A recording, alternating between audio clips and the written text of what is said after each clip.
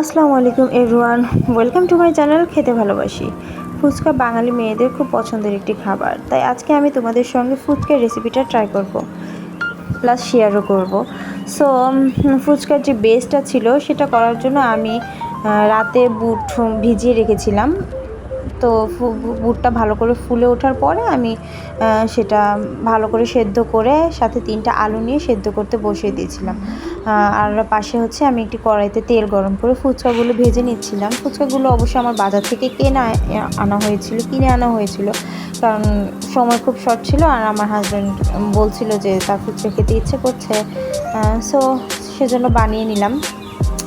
তো বাজার থেকে কিনে আনা ফুচকাগুলো খুব ভালো ছিল, ফুচকাগুলো খুব ফুলকো ফুলকো ছিল, এবং হচ্ছে ফুচকার যে বেসটা ছিল সেটা রেডি করার জন্য আমি এখানে পেঁয়াজ, কাঁচামরিচ, টমেটো সুন্দর করে ধুয়ে কেটে নিয়েছিলাম, এবং হচ্ছে যে বুটটা ছিল, বুট এবং হচ্ছে আলুটা ভালো করে একসাথে ম্যাশ করে একত্রে করে এখন সব কিছু ইনগ্রিডিয়েন্টস আমি একসাথে মিশিয়ে নিচ্ছিলাম। তো ফুচকার রেসিপিটা করার জন্য আমি এখানে রাঁধুনির যে ফুচকার চাট মশলাটা ছিল সেটা আমি ব্যবহার করেছিলাম। তো সবগুলো ইনগ্রিডিয়েন্টস একসাথে করে আমি এখানে লবণ দিয়েছি, সাথে চাট মশলাটা যেটা ছিল সেটা দিয়েছি। তো এখন সেই চাট মশলাটা দিয়ে আমি একসাথে আমার হাত দিয়ে এই ফুচকার যে বেসটা মেখে নেব, কারণ আমরা বাঙালি মানুষ, বাঙালিদের হাতই হচ্ছে সবচাইতে কাজের আর কি। আমরা হাতেই সব কিছু করতে পছন্দ করি।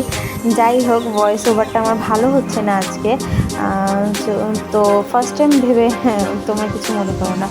এখানে হচ্ছে আমি ফুচকার যে টকটা রেডি করছিলাম, টকটার জন্য আমি আগে বাজার থেকে কিনে এনেছিলাম তেঁতুলের যে দাম বাবা! তো তেঁতুলটা ভালো করে আগে কতক্ষণ ভিজিয়ে রেখে এখন তেঁতুলের সাথে আমি কিছু মশলা অ্যাড করব।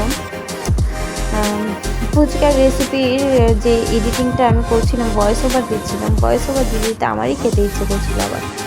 যাই হোক, ফুচকার টকটা রেডি করার জন্য আমি এখানে চিনি দিয়ে দিচ্ছিলাম, যার যেমন পছন্দ স্বাদ মতো। আমি হচ্ছে মিষ্টি টকটা একটু পছন্দ করি দেখে, তাই মিষ্টি টকটার জন্য আমি চিনিটা একটু বেশি দিয়েছিলাম, সাথে একটু চিলি ফ্লেক্স দিয়েছিলাম, যেটা বাসায় আমি সুন্দর আলাদা করে ভেজে আমি চিলি ফ্লেক্সগুলো মানে হাতে ডলেই করে রেখেছিলাম।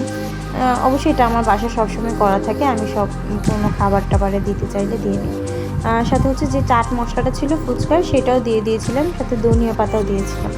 তো এটা হয়ে গেলে টকটা একটু ভালো করে নেড়ে চেড়ে নিয়ে নেব, সাথে একটু স্বাদ মতো লবণও দিয়ে দিবে, যার যেমন পছন্দ। আর যদি তুমি মিষ্টিটা বেশি খেতে পছন্দ করো তাহলে অবশ্যই চিনিটা একটু বেশি দেবে, আর যদি কম খেতে পছন্দ করো তাহলে অবশ্যই চিনিটা একটু কম দেবে। সো ফুচকা যেহেতু খুবই পছন্দের একটি খাবার, এই বাহিরের ফুচকা খাওয়ার ক্ষেত্রে ভালো লাগে না, বাহিরের ফুচকার মানগুলো খুবই খারাপ হয়ে গিয়েছে, তাই ভাবলাম বাসায় এখন থেকে ফুচকা রেডি করব।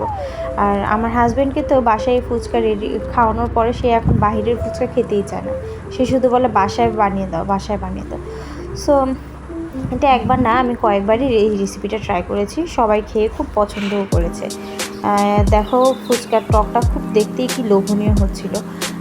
তো ফুচকাটা আমারও খুব ভালো লেগেছে, আমি এখন তোমাদেরকে বাইক নিয়ে দেখাচ্ছি। এই তো ফুচকার রেসিপিটা ভালো লাগলে অবশ্যই আমার চ্যানেলটা সাবস্ক্রাইব করবে। Thanks for watching.